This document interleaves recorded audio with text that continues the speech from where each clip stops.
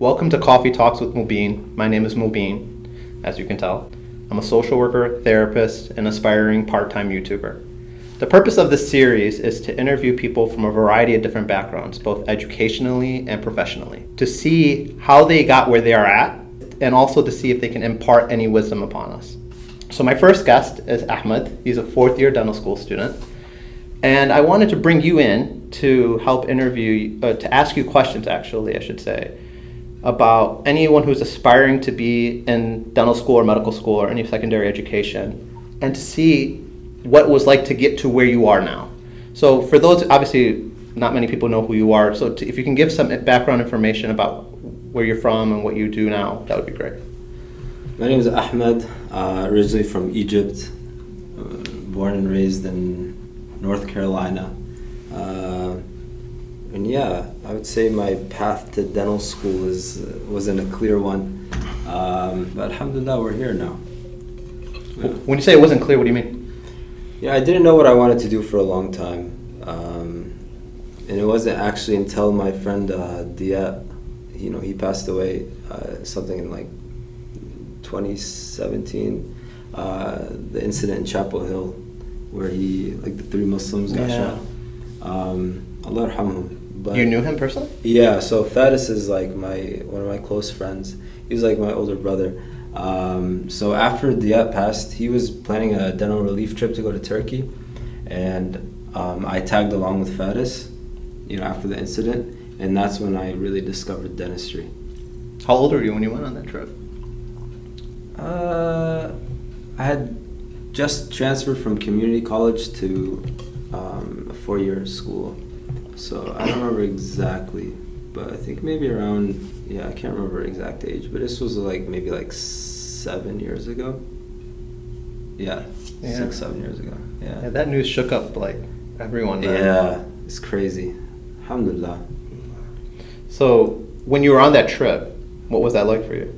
I think when a person is attracted, for me at least, when you're in the midst of an environment of people that are really good at what they do, it really makes you want to also be really good at something as well.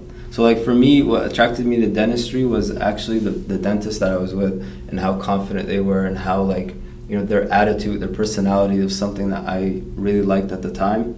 So alongside the work, but the dentists themselves, that was the reason why I was. So it's the quality of the people you were around. People, yeah.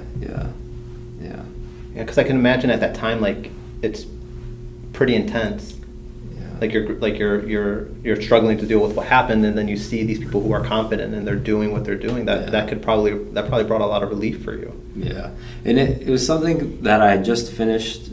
When I used to play soccer, and that didn't work out, so it was a very low moment for me. You were trying to play college soccer? I played a little bit in college. Oh, at the community college? Oh. Yeah. And I realized I wasn't going to be able to play for a 4-year school. So it was a very low moment in my life, I'd say.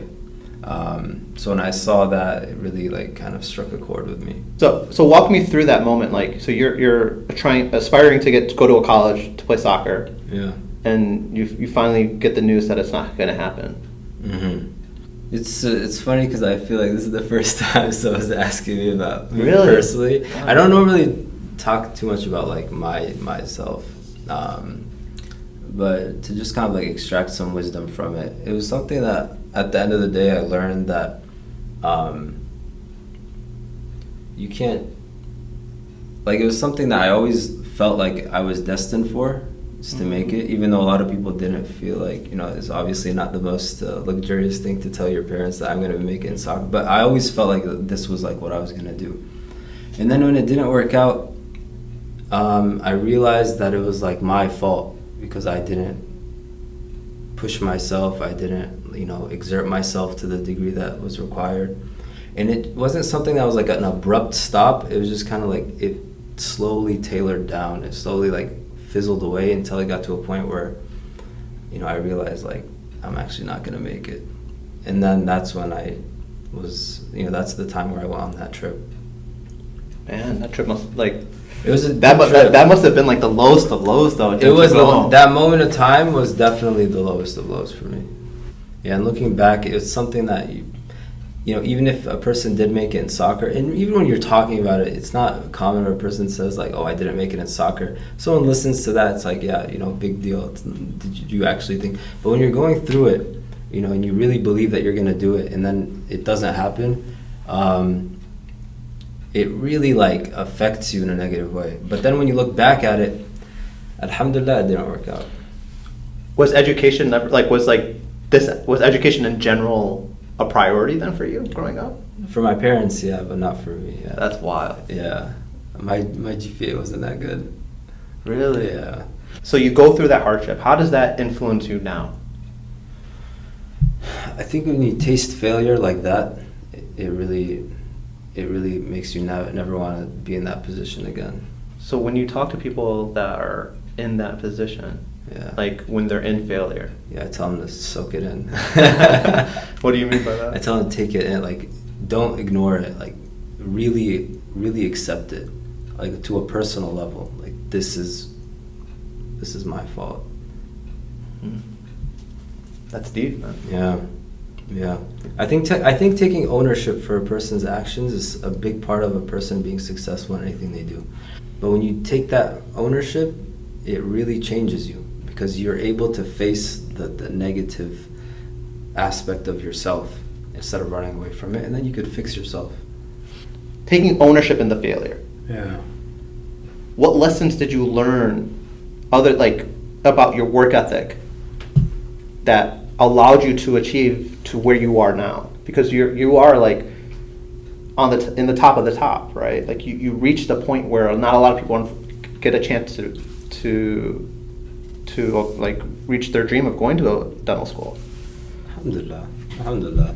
I think that it's important to recognize, like when I was in that moment of just very like deep failure, or like what I had in my heart, that feeling, the way out is a person like reaches out to Allah subhanahu wa ta'ala. They just call out to God and they say, Ya Allah, like this is my state, make me successful.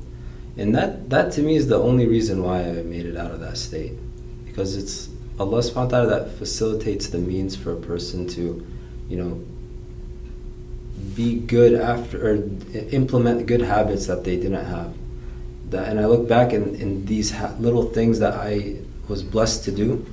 That's the reason why, alhamdulillah, like I improved my work ethic. I, just made some changes, but those changes were done because Allah subhanahu wa ta'ala made it easy for me to do that. Yeah, it's interesting because like, I mean, I think it's only fair that you're sharing all this stuff. I'll share some stuff about myself too. Like in undergrad, I had like a horrible GPA, and there was a time where I was going to a commuter school, and I was driving to campus, and there was an unhoused individual on the street, and I'm like, 5 or 10 years, that's going to be me. So it's crazy because like when we talk about all of the things that we go through in general in life, like it's crazy. Like if I told you at that moment I would be sitting here professionally where I'm at, or even recording a freaking podcast, right? Like I would have been like, get the hell out of my face. Yeah. You know what I'm saying? Like, cause like it's just different when you're in it. It's hard to see the light. So like I appreciate you sharing that with me, because like I know I remember failure. I remember setbacks. I remember people who I thought I was more qualified than achieving the things that I wanted to achieve, and the frustration with myself that I had to live with. Yeah. In that is. And you went to a good school. For grad school. A really good school. For grad school, alhamdulillah. Yeah, no, like, and again, like, I'm blessed. Like, I'm very fortunate. And like, I don't tell people, like, where, I don't like to talk about, like, where U of M ranks in terms of all these things, but I'm very fortunate when it comes to social work where I went, it's a top school.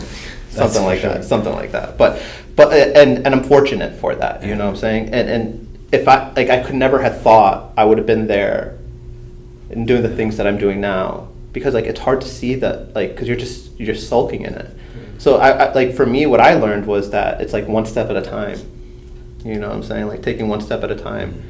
And even now, as I'm trying to embark on different journeys in my life, like understanding the intention of we've talked about this before, like what is the intention behind like our goals and things like that. I think it's something that for me, I asked you this before, Yeah. but like when I compare I guess my journey to yours, with you like with me, I kind of picked something that a lot of people just pick in dentistry. But for you, what made you like you tasted that failure, and then you wanted to come back? Why did your comeback come? Why did you go to therapy school instead of maybe social? So the reason I went to that's a wild question.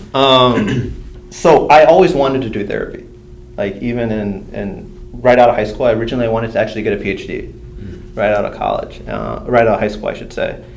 But being Pakistani and growing up in this society, it was either you could be like a doctor or a lawyer, dentist, whatever, right? So I went through that process of trying to do pre-med to make my parents happy, and my heart wasn't in it, and I was also having my own, like I think I had some mental health issues in college that resulted in like me failing hard, like really hard.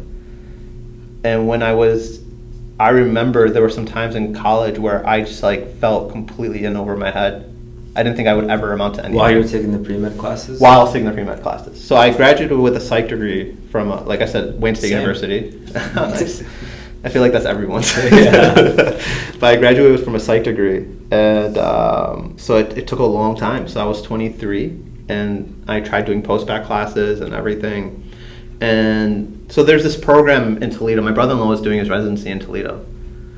And it's called the MSBS program. So it's a 1-year master's program. You take classes with the med school students, and if you get in, those classes transfer over, and then you take the rest of this first year med classes. So you essentially split your first year into 2. So I applied for that program numerous times, and I got rejected every single time. So this is like rejection after rejection after rejection, right? And so my brother-in-law was like, "Why don't you come here and take classes, and we'll go with that." And is this before or is this while you failed hard in those classes? It was like going. It projected like, so I graduated from Wayne State, and then I'm here, and then I applied to these programs, and I keep getting lower and lower, right? So I went and took a class, and I was like, my family lives in Detroit. I'm commuting some days from Detroit to Toledo, which is like an hour and 15-minute drive round trip each way. So I took one class, and thankfully, like I set the curve for that exam, right? Nice. Yeah, and you must have been studying hard. I was studying hard, but also it was like I was taking classes with like PhD students, right? So that professor, like as you know, as people who don't know, like people teach different sections of the exams for the exams, and so later in the semester he came back and taught another section, and the first question he asked me was like, "What's your background?" And I'm like, "What do you mean?" And I remember this vividly. And he was like, where'd you go to school? I'm like, "Oh, I did, undergrad." He's like, "Did you go to med school overseas?" I was like, "Wait, what? Why? No, absolutely not." He's like, "I took post-bac classes." And then he was like, "Tell me what classes you took." So I told him. And he's like, "How'd you do so well in my exam?" I'm like, "I just studied." And he's like, "No one has ever done that well on my exam, ever." And then that guy became the director of the program I'm applying to. For the MSBS program. So like I'm on a golden ticket, right? Yeah. So like I have the path. I meet with him, and he's like, "Mubin, like you have the intellect to be a doctor." My MCAT score wasn't good. And this is when they changed the format. So this is a while back. And he's like, "Retake the MCAT. If you get average, I'll get you into the program." This is the conversation we had. So I'm like, "Bet." In this program, if you do okay, then you're in. I'm in the med school. Okay. So like I take if the you first. maintain like a 2.0. No, I have to do well. Like I mean, which I could. But it's like a for sure thing. It's not like if I finish like top like 10 like top, I think 3/4 of the program gets in, like something like that. But if not, at least I can apply to other medical schools, right? So he's like, "Start studying for your MCAT." And I was like, "All right, fine." So I was like, "This is the opportunity I've been waiting for my entire life, right?" And I start studying for it, and I'm like miserable. Studying for I hate it. It's a tough exam. It is, but it's not only tough, but like I felt like it wasn't me. Does that make sense? Yeah. Like I felt like it wasn't for me. So I met with a bunch of people, and the first person I met, his name's Abdurrahman Al Sayed. He actually ran for governor in Michigan. Wow. His wife is a childhood friend of mine, so we crossed paths. He'd like, grab coffee to catch up. At this time, he wasn't running, and he's like, "Why are you doing medicine?" So this guy, for people who don't know, he has like an MD, PhD. He's a Rhodes Scholar. He's very, very qualified. And he's like, "Don't." And I told him, like, "I want to help people." He's like, "That's not medicine." I'm like, "It's easy for you to say, because like you're no." But he didn't even do residency. This is the time he was actually working as like a health director for the city of Detroit. So he's like, when I pulled my application out of residency, people told me I was crazy. And now I'm here where I'm at, and then he ultimately ran. Unfortunately, he didn't win. But he's like, I'm like, "Well, what should I do then?" He's like, "Do social work." I'm like, "What's social work?" Swear to God. And he's like, "Apply to U of M." I'm like, "There's no way in hell I'm getting into U of M. Like, there's absolutely no chance." So I meet with someone. So I met with another mentor of mine. Her name is Fatima Salman. I owe a lot to her. She put me in touch with someone actually at U of M. So this was like April, May of 2016. And then, so I told my parents, like, I'm going to apply for social work. My parents were pissed. You know, like, my mom's like, "Who's going to want to marry a social worker?" Stuff like that. And it's just like, and understandably so. Like, It's like, I'll be honest with you, I've had to hustle a lot to get where I'm at. Like, I'm working my butt off to be where I'm at. It's not common. And I'm not trying to boast and be like, "Oh, I'm amazing." Like, I've had a lot of great mentorship. I have a lot of privileges and everything in that. But I work a lot. So the applications for the upcoming fall semester were due August 1st. And I looked at every other school for social work, and U of M was the only one that didn't require a GRE. So that So your eyes lit up. No, but like, this is the wild part. I only applied to U of M because like that was a requirement. Yeah. But the funny part was that, like I said, the applications were due August 1st. I submitted them. I was so nervous that I submitted them on August 1st. I kept procrastinating, delaying, because I'm like, I can't get in. I'm not going to get into U of M. I'm not going to get into U of M. And so I submit it. And then that Labor Day weekend, I'm like, it's interesting. Classes are about to start, and I didn't hear from U of M. So I look at my email. I'm like, let me see if I got something. And I got it. There's the email from U of M. And it's the first line of the email. It said, "Dear Mubin, we regret to inform you that you've been rejected from the fall 2016 class school of social work." I still have this letter. So I'm like, then here again, I'm a failure. I'm not going to amount to anything. All this stuff, right? So I closed the email. I didn't read the rest of it. I closed it, and I'm like, let me read the rest of it to see, like, maybe I could take some students as a guest student, something like that, just to get my foot in the door. The next paragraph. "However, we're pleased to inform you that you've been offered deferred admission for 2017 School of Social Work." And I was in disbelief. Deferred admission is like you're in. So I just have to pay a deposit. Wow. SubhanAllah. So it just, like, I didn't believe it. I really didn't believe it. Like, but then when I went there, like, it's just crazy, because like one of the things I struggle with, and I'm not sure how you feel about this, is that when I went to U of M, I mean, we're already here, so we might as well go in with it. I had I remember this vividly. Like, I was really, really nervous leading up to like, this was the summer before I was about to start. How long is the program? It varies. So it's about anywhere from like 16 months to 2 years. Mm-hmm. So it's a master's. So I only have a master's, right? So when I was about to start, I had a breakdown. I'm like, there's no way I can keep up. I didn't belong. Exactly. Yeah. So when I took my first day of like orientation, I'm like, no, I belong. Like, I realized I could keep up with these people, and not only that, I could excel. Right. I think just like one thing that stood out though, like to take the like to be on the path to medicine, which in terms of like the Pakistani culture is like the top of the top, and then to leave that and then to do a program that is not, it's like, to your parents, it's like, why would you do that? I think it says a lot about a person's like, I think there's more people need to follow suit with regards to, doing something that because they want to do it. not because they have to do it. Because you could have easily, and I remember I talked to you before, and you said that you like kind of had wanted to do your PhD. No, I did.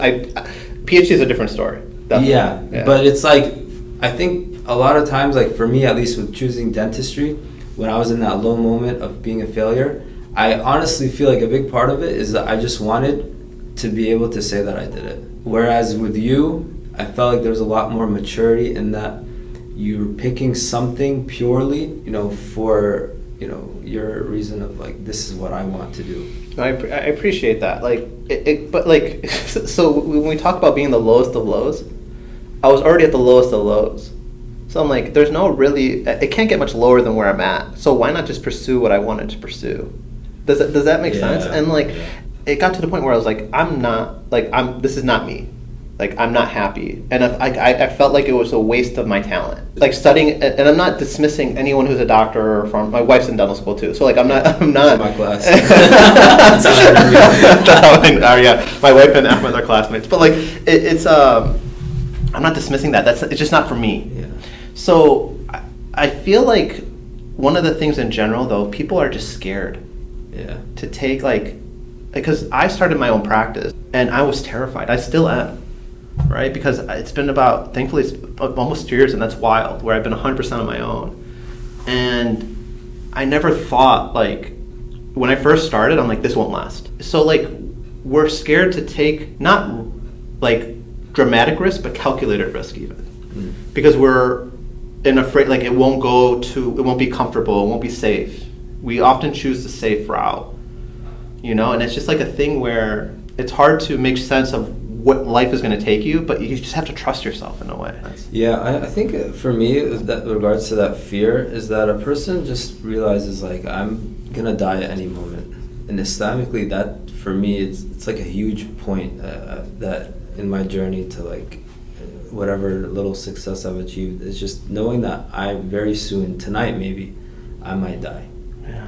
And for the Muslim, that's not something that's pessimistic, but that's something that encourages a person motivational to take risks. Yeah, absolutely. And it's difficult when you're, 25, 26, your friends are graduating from, their universities and they're applying for jobs and they're getting these jobs, and you're still like in that phase of, okay, I'm gonna, pursue my stock. Try something else. Start doing something. Yeah, like it was funny because like I used to help run a local camp in Michigan, and I was a counselor, and then I became an admin, and this was also part of the low that like, and I'm not like, I'm so proud of these guys, what I'm about to say, like, it's not that I take away anything from what they did, but some of my campers that I was a counselor for were then pursuing medical school and dental school, and I'm still stuck. And I'm like, and again, I'm so proud of them, and they've achieved like tremendous things, and they're well deserved, right? But like, it's like kind of like, where am I at? And how much did that impact you, like thinking about where you stand in front of other people when you were choosing social work? I didn't really care. Like people, like the thing is, like, I have an MSW. I don't have a doctorate. I'm not a doctor, and but like, what it taught me is that if you're capable, people will come. So I'm confident in my abilities, and so with me, it's just like finding ways. Like, so I know what I can do. If you trust me, I'll help you. That's what I feel like. And if you don't, that's fine. You can find someone else that can help you meet your needs or where you're at. Like, but I don't ever feel like, do I think people might look down on me because I have a social work degree? Absolutely. I know that. But like, I don't care. Because like, it's not going to take away from my marriage. It's not going to take away from my success. Like, I'm happy where I'm at. Yeah. And I have all the things that I want. Like again, if you told me that when I was driving, gosh, how old was I? I must have been 23. So that was 14 years ago. And I'm here, and it changed when I got into grad school at 30. So 6 years later after that, and then another 7 years now that I'm where I'm at now. If I had told you all of that then, that's just wild. So like, but even like for you, like, how has it been for you? Like, you went from where you were at to being at a really good institution. How has that been for you? Honestly, just thank Allah subhanahu wa ta'ala. Like, I really don't feel like I don't feel like it's the truth for me to sit and tell you that, like, oh, because I'm a failure or I experienced that failure, that's, instilled something in me. So, no, that's not what I'm saying. Is that I'm not saying that. I would never take that away. I would never minimize what you've accomplished. What I'm saying is that, how is it to be like where you were? Yeah, and then Allah blessed me to come up and higher. Then same with me. Yeah. Allah blessed me to be where I'm at. Yeah. But how, I imagine, because you talk about, because we have the similar experiences, like where our undergrad wasn't strong, and then we're coming to where this grad school where it's like we have a very similar journey. It's actually very ironic. Very similar now how similar it is. It is. But like, how is that for you? Like, do you remember what it was like during orientation? I don't really feel like the imposter syndrome thing. Didn't really have too much of that. I don't know. Like, in what way would you say? No, it's just like, because like so there's gratitude. Yeah. Right? Alhamdulillah. Yeah, like they're being thankful for where you're at. There's humility in it, because not a lot of people are able to overcome what they've overcome and reach where they're at. But also there's some reflection in parting that, because like you went on that trip, right? We talk about that trip, and that motivated you to realize like, oh, if I'm like him, I'm confident I can achieve where I'm at. Yeah. And you did. I think one of the quotes that I heard that really resonated with me is like Umar ibn Abdul Aziz was like famous Khalifa of Islam, known as like the fifth of the righteous Khulafa. So he's a ruler, one of the rulers. One of the early rulers of Islam. He was very righteous. He changed the state of the Muslim world in 2 years. He said this statement that I feel like I see myself a lot in that statement. He says, I have a nafs that drives me. It wanted governorship, so I gave it to it, and it wasn't satisfied. So it wanted, kingship, like khilafa, and I gave it to it, and it wasn't satisfied. And now it wants Jannah. So I feel like... Or heaven. Yeah, heaven. So I'm not like him in any, Allah make me righteous, but I felt like when you're in that low position, you would look up, the thing I was looking up to was being a dentist. So now that I went through all that, alhamdulillah, Allah blessed me to enter dental school. It's like I realized that, my nafs isn't satisfied with that completely. So not that I ignored Islam before, but it's just like now it's even so much more clear that the state of this life, of that, I don't know, what's next? What's the point of everything? We've had this conversation on the side before, but when we set goals, right? There are two reasons to set goals. And this is something I've had to reflect on my own journey. The first reason would be to genuinely improve the quality of your life, or an attribute that you have, like intellect or something like that, right? Another aspect is chasing, right? And when we chase, we're seeking this validation. That once I achieve this said thing, I will be happy, I'll be good enough. Yeah. So we talk about what would that look like for you? In terms of you talk about wanting to please your God and please Allah, that, and that's valid. Yeah. But what actually also motivates you? Honestly, that's it. That's it. Awesome. And before it wasn't like that, but when you I remember getting the rejection letter for dental school. And I remember how that made me feel. Mm-hmm. I remember when it failed, when I didn't make it. I remember the last college soccer game I played. I remember that moment really, really clearly. It was nighttime. It was a little bit of rain, and I was looking at the scoreboard. We had lost in the playoffs, and I'm walking, and I'm seeing the scoreboard, and I'm like, this is my last game here. And we were, I think, somewhere in Georgia or South Carolina or something like that. And I was just dang. I was this is the end of everything I wanted in my life. I used to wake up. I heard when I was younger, the sheikh in Egypt told me that if you there's an hour every night that if a person makes dua for it, anything they want, Allah will give it to them. So I was staying up, asking Allah to make me a professional soccer player. My mom and dad took me to Umrah. I went to kiss the black stone. I was Ya Allah, please make me a professional soccer player. That's wild. So that's the degree I wanted it. And for a long time I believed in it, but then when it came to an end, and I started looking to, once you get into dental school, that was the next thing for me after soccer. It's okay, what do? Let's do dental school. So I apologize, we had some technical difficulties, so we're switching up the camera angle for the last part of our podcast. We only have about 5-10 minutes left. But you were talking about that last soccer match of your like collegiate career, and what was that like? So you're walking off, you're thinking this is the last minute, that last time I'll ever play like in this type of setting before. Yeah. It was heartbreaking. It's like the taste of failure that I was telling you earlier. Like you have to take it in. Yeah. Like, yeah. So when you're in that moment and you're here now, right? And you've tasted the success, but you've also tasted the failure. What are some parting wisdoms that you can tell someone who's currently at that low point and is struggling to accomplish whatever it is that they want to accomplish, whether it's professional school or some education, jobs, whatever, like a career? What would you tell them? I'd say the first thing is, no matter how dark you feel on the inside and sad and like all of the negative qualities a person may feel, never give up hope. Never give up hope that Allah subhanahu wa ta'ala can change my situation. Like no Muslim has the right to give up hope. That's the first thing, because if a person loses that light of like, okay, maybe after this is something better, then like that person really, like that is the worst case scenario. Not that you fail, but that you let that failure now remove this like light from you, so this hope that you have. That's the worst case scenario. So if you weren't Muslim, what would you say?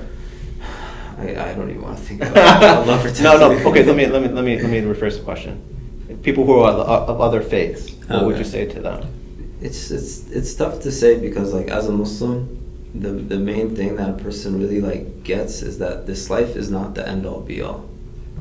So, you know, for people in general, like the first thing I said, you know, don't give up hope because of Allah subhanahu wa ta'ala. Then the second thing I would say, make dua to Allah subhanahu wa ta'ala. Then the third thing I would say is this, maybe this applies to like more other people as well. The third thing I would say is be very stubborn on like what you want to achieve, and don't listen to the people too much. That is the third piece of advice after not giving up hope, after not making a lot of dua. Don't listen to people. Don't tell anybody what you want to do. Don't look left and right. Just like a horse, you put these blinders on, and all you see in front of you is that.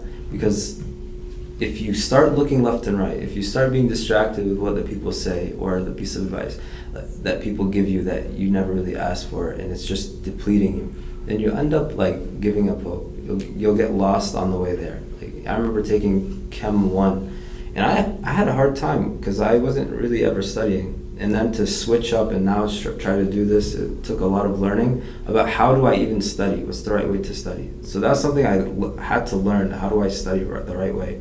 And I remember in Chem 1, I got a C in that class. And during one of the exam review sessions, the TA said if Chem 2 is so hard, if you get whatever grade you get in Chem 1, you could expect a letter drop in Chem 2. Wow. I remember thinking in my self, why would someone ever say that?